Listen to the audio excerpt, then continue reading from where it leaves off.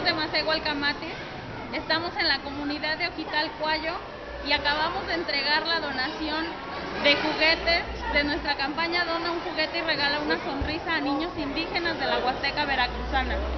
Está conmigo nuestro presidente, el profesor José Ramírez Pérez, y nuestra imagen de la campaña, el joven Néstor, es un niño indígena de etnia náhuatl de esta comunidad de Ojitalcuayo y fue nuestra imagen para nuestra campaña. Este balón fue regalado a él. Él ahorita nos va a contar a qué se dedica y por qué realiza la danza.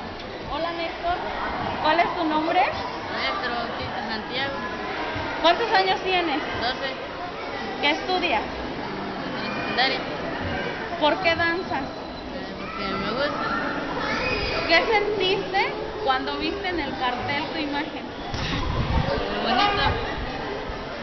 ¿Qué le mandas a decir ahí a la cámara a esas personas que donaron esos juguetes para los niños? Que gracias por regalar los juguetes. Y robar son. Sí, ¿verdad? ¿Qué más?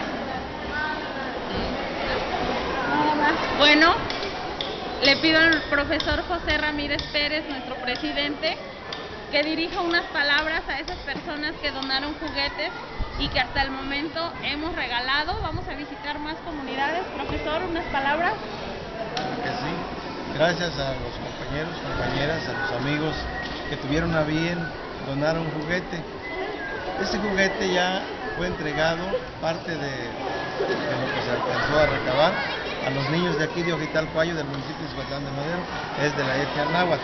Estos niños, hoy más que nunca, la sonrisa que queda grabada será en su corazón para siempre, y un bonito regalo no podía ser otro día, sino este Día del Niño.